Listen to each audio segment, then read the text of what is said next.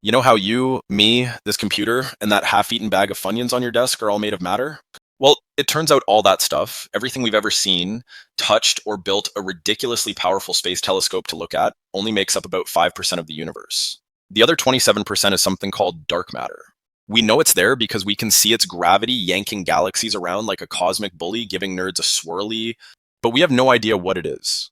It doesn't reflect light, it doesn't interact with anything, it just is. It's like the universe is mostly made of invisible, intangible ghost guts, and we're just the weird little fleshy bits floating in it. We've built massive, expensive detectors deep underground to try and catch a single particle of this stuff. And so far, we've found bupkis. So sleep tight, knowing the vast majority of existence is a complete and utter mystery that passes through your body every second of every day. The big rip. So if dark matter is the creepy lurker holding galaxies together, dark energy is its unhinged cousin that's actively trying to tear the whole joint apart. Scientists used to think the universe's expansion was slowing down, like it was supposed to. But no, it's getting faster.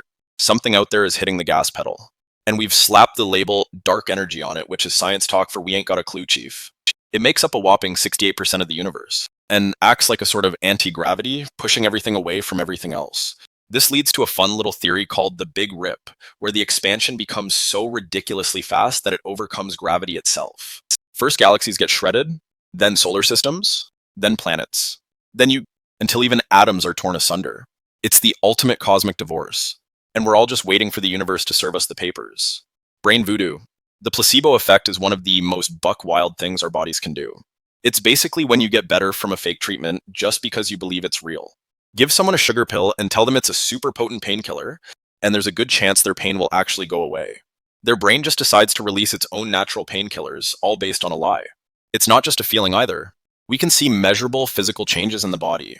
This raises the terrifying question: how much of our physical reality is just our brain's suggestion? It's like we all have a tiny, gullible witch doctor living in our skulls that can be tricked into healing us with the power of positive thinking and a little white lie. Science can describe it, but the how of it all is still maddeningly elusive. Your mind can literally gaslight your body into wellness. Glitch in reality. You know that feeling of deja vu? That weird, fleeting sensation that you've lived this exact moment before? Well, some people think that's just a little brain fart, a momentary filing error in your memory banks. Others, however, think it's a clue that we're all living in a giant, hyper-realistic computer simulation. The simulation hypothesis posits that what we perceive as reality is actually an artificial world created by a more advanced civilization. Every star, every planet, every awkward conversation you've ever had is just lines of code. It means your entire existence could be little more than some cosmic nerd's high school science project. And the scariest part? There's no way to definitively prove it's not true. So the next time a chair isn't there when you go to sit down, maybe it's not you being clumsy. Maybe the universe just forgot to render it in time. Cosmic butt dial. In 1977, a radio telescope in Ohio picked up a signal. It wasn't just any old space noise. It was a powerful, focused, 72-second-long blast of radio waves from the direction of the constellation Sagittarius. It was so startlingly perfect that the astronomer who found it, Jerry Eman, circled it on the printout and wrote "wow" next to it. And then, nothing. We've been pointing our best equipment at that same patch of sky for decades, and we've never heard it again. It's the ultimate astronomical blueballing. Did an alien civilization try to say hello and then immediately regret it? Was it some bizarre, unknown natural phenomenon that only happened once? It's like the universe sent us a single cryptic text message and then immediately blocked our number, leaving us to stare at our phones in confusion for the rest of eternity. Thunderstorm gremlins. Imagine a thunderstorm is raging outside. Suddenly, a glowing orb of light, maybe the size of a grapefruit, drifts through your closed window, hovers in your living room for a few seconds, and then silently vanishes. Congratulations! You've just seen ball lightning, one of the weirdest and most poorly understood weather phenomena on the planet. For centuries, reports of these free-floating spheres of electricity were dismissed as hallucinations or tall tales. But the reports are too numerous and too consistent to ignore. The problem is they're completely unpredictable and last for only a few moments, making them almost impossible to study. Theories range from vaporized silicon to microwave-filled plasma bubbles, but honestly, nobody knows for sure. It's like nature occasionally decides to spawn a little self-contained ghost just to keep us on our toes. The hum. In the small town of Taos, New Mexico, some residents are plagued by a sound. It's a persistent, low-frequency hum, often described as sounding like a distant diesel engine.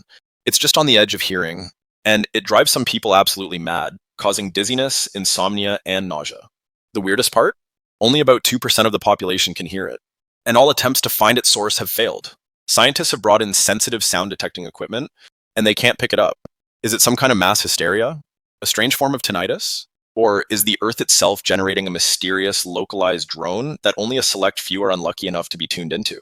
Whatever it is, it's a maddening, invisible torment that science can't seem to solve or silence. Human candles.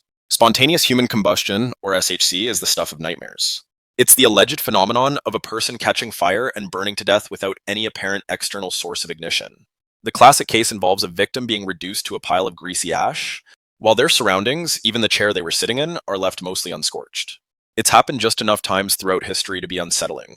The leading scientific explanation is the wick effect, where a person's body fat acts like the wax of a candle, and their clothing acts as the wick, leading to a slow, localized burn. But that doesn't fully explain the sheer intensity of the heat or the pristine condition of the surroundings in some cases. It's a gruesome, terrifying puzzle that suggests, on some level, our bodies might just have a combust button. Where is everybody? The Fermi paradox is a simple question with terrifying implications. The universe is ancient and incomprehensibly vast, filled with trillions of stars, many of which are older than our sun and likely have Earth-like planets. So, statistically speaking, intelligent life should have evolved all over the place. Yet when we look out into the cosmos, we see nothing. No alien radio signals, no megastructures, no signs of galactic empires. Just silence. This is the paradox, the high probability of alien life versus the complete lack of evidence for it. The potential solutions are all deeply unnerving. Are we truly alone? Did all other civilizations destroy themselves? Or is there some cosmic predator out there? And the smartest thing to do is stay quiet?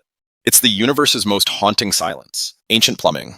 Deep in a cave in a remote part of China, there are pipes. Not just any pipes, but a whole network of what look like rusty, ancient iron pipes. Some plunging deep into a mountain and others running along the shore of a nearby saltwater lake. They're called the Bagong pipes. And here's the kicker. Geological analysis says the area is millions of years old, long before humans were smelting iron. So what are they? Wild theories claim they're the remnants of an alien launch site or a forgotten, hyper-advanced civilization. Geologists, the party poopers of science, suggest they're probably just a weird but totally natural geological formation, maybe fossilized tree roots or something. But the image of a prehistoric industrial plumbing system is just too weird to completely shake off. Nature or something else was doing some DIY. The Big Grumble. In 1999, hydrophones deep in the Pacific Ocean detected a sound. It wasn't just any sound. It was one of the loudest underwater noises ever recorded, a deep, ultra-low frequency rumble nicknamed the bloop. It was so powerful that it was picked up by sensors over 3,000 miles apart. And for years, its origin was a complete mystery. The sound profile didn't match any known man-made or geological source. And it was actually most similar to the sound of a living creature, but it would have to be a creature many times larger than the biggest blue whale. For a glorious decade, the most plausible explanation was a giant, unknown sea monster lurking in the abyss. Eventually, NOAA concluded it was the sound of a massive icequake. But let's be real. For a while there, science was Cthulhu's biggest hype man. Celestial flicker. Out in the constellation Cygnus, there's a star named KIC 84622852, or Tabby's star for short. Most stars, when a planet passes in front of them, dim by a tiny regular amount, maybe 1 pret. Tabby's star, on the other hand, throws a full-on tantrum, dimming by up to 22% in irregular, jagged patterns. It's a level of dimming so extreme that a passing planet can't explain it. The initial and most exciting hypothesis was that we were seeing an alien megastructure, a massive swarm of solar collectors built by an advanced civilization. While the current leading theory involves a massive cloud of cosmic dust, nothing fits the data perfectly. It remains a bizarre outlier, a star that flickers and dims as if something huge and unnatural is periodically blocking its light from our view. Cosmic vacuum cleaner. Our galaxy, the Milky Way, is hurtling through space at a blistering 1.4 million miles per hour. But we're not just drifting aimlessly. We, along with 100,000 other galaxies in our cosmic neighborhood, are being pulled towards something. It's a gravitational anomaly called the Great Attractor. This thing has the gravitational pull of a quadrillion suns, and it's yanking a massive chunk of the universe towards it. The scariest part? We have no idea what it is. It lies in a region of space called the zone of avoidance, which is obscured from our view by the dust, stars, and general clutter of our own galaxy's disk. We are being reeled in by a vast, invisible force, and we can't even get a good look at what's doing the reeling. The sun's haymaker. In 1859, the sun threw a punch. A massive solar flare, now known as the Carrington event, slammed into Earth's magnetic field. It was so powerful that telegraph systems worldwide went haywire, shocking operators and even setting some telegraph papers on fire. Auroras, normally confined to the polar regions, were seen as far south as Cuba and Hawaii, so bright that people could read a newspaper by their light at midnight. Now, here's the scary part. That was in 1859. If a storm of that magnitude hit our modern tech-saturated world, it would be a catastrophe. It would fry satellites, crash power grids on a continental scale, and potentially knock our civilization back to the 19th century for years. The sun is a ticking time bomb, and we have no idea when the next big one is coming. Time's illusion. What is time? No, seriously, what is it? We experience it as a constant forward-flowing river that carries us from the past through the present and into the future. But according to some physicists like Einstein, that's all just a stubbornly persistent illusion. His theory of relativity suggests that the past, present, and future all exist simultaneously in a four-dimensional block we call space-time. The only reason we perceive it as moving is because of the limitations of our consciousness. For physics, time is just another dimension, like length or width. This means that, in a way, the dinosaurs still exist, and the end of the universe has already happened. We're just the needle of a record player, experiencing one moment of the cosmic song at a time. The Body Snatchers. You are not an individual. You are a colony. Right now, living on and inside your body are trillions of microorganisms, bacteria, viruses, fungi, that outnumber your own human cells by about 10 to 1. This is your microbiome, and we are just beginning to understand how profoundly it affects us. These tiny passengers help digest our food, regulate our immune system, and may even influence our moods and mental health. We are less a single organism and more a walking, talking ecosystem. The implications are staggering. How many of our cravings, feelings, or even decisions are being driven not by our own brains, but by the vast civilization of microbes that have taken up residence in our gut? You are merely the vessel. The critters are the real captains of the ship. Siberian detonation. In 1908, something exploded over a remote forest in Tunguska, Siberia. And when I say exploded, I mean it detonated with the force of about 1,000 Hiroshima bombs, flattening 80 million trees over an area the size of a major city. The shockwave was felt hundreds of miles away. Eyewitnesses described a column of blue light, nearly as bright as the sun, moving across the sky. But here's the weird part. When investigators finally reached the desolate site, they found no impact crater. Nothing. Whatever it was, it seems to have disintegrated in the air before it hit the ground. The leading theory is that it was a small asteroid or comet, but other more fringe ideas have included a tiny black hole passing through the Earth or an antimatter explosion.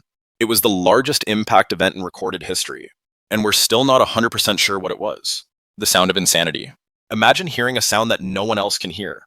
A low, droning, maddening hum that never, ever stops. For thousands of people around the world, from Taos, New Mexico, to Bristol, England, this is a reality. They are hearers of what's collectively known as the hum. It's a phenomenon where a small percentage of a local population is tormented by a persistent, low-frequency noise with no identifiable source. They describe it as sounding like a truck idling just out of sight. It causes sleep deprivation, headaches, and immense psychological distress. Extensive acoustic testing in these areas reveals nothing. It's a perfect acoustic enigma. Are these people suffering from a collective auditory illusion? Or are they tuned into some strange, invisible vibration of the Earth itself that the rest of us are mercifully deaf to?